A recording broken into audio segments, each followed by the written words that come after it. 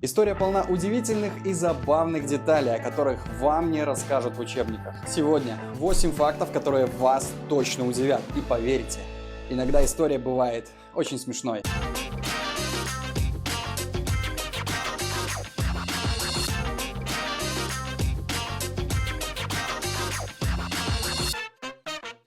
А что, если я расскажу вам про роскошь? Например, линкор Ямато. На борту было все.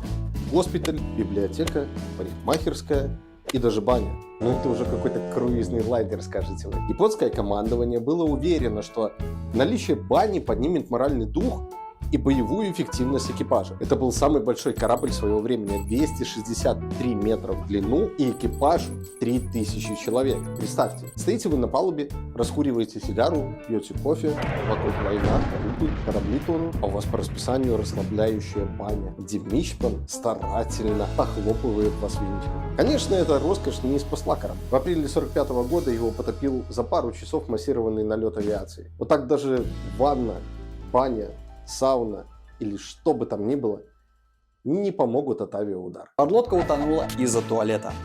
Да, вы не ослышались, туалет затопил подводную лодку.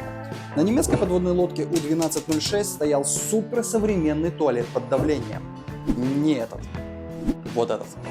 14 апреля 1945 года капитан Карл Адольф Шлит обнаружил неисправность в работе санузла и попытался починить его самостоятельно, но не заметил, что клапана унитаза были открыты, и в результате его неосторожных действий, думаю, несложно догадаться, что было дальше. Вода хлынула в отсек, и попав на аккумуляторные батареи, начался выброс едкого хлора. Лодка была вынуждена экстренно всплыть, где ее обнаружили британские ВМС и сбросили 2 авиабомбы. Шлит приказал покинуть подводную лодку, а весь экипаж подобрал миноносец британского флота. Иногда даже самые современные технологии имеют побочные эффекты. А вы знали, что большинство Т-34 в первые годы войны вообще не было связи?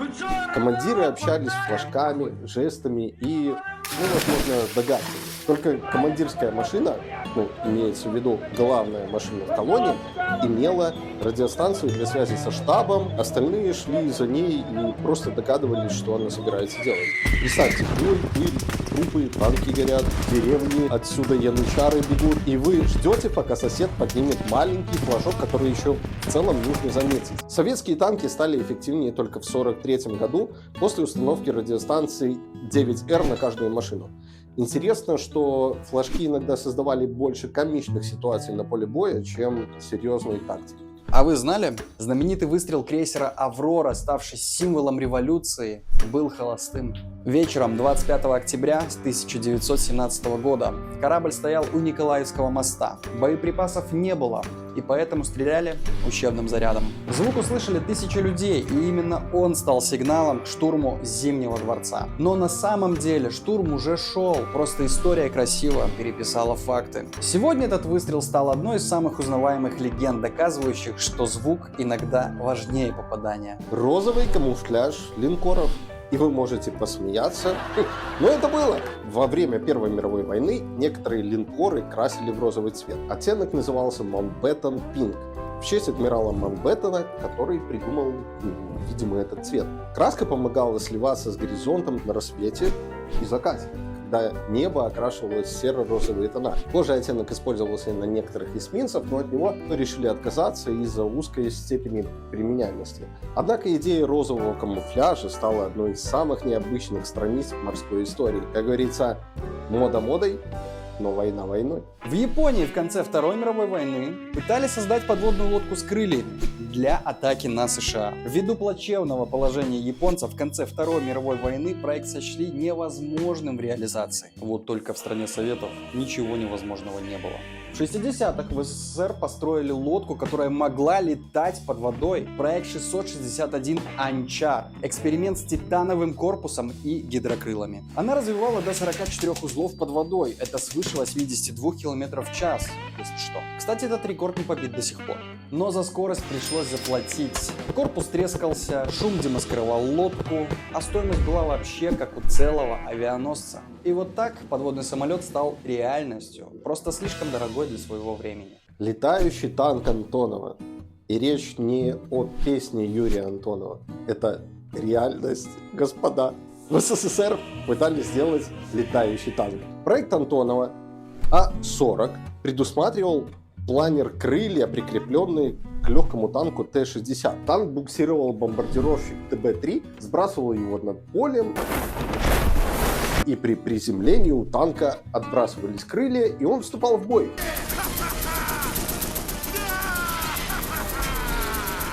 Но на испытаниях самолет едва не рухнул, танк оказался слишком тяжелым для него, и проект закрыли.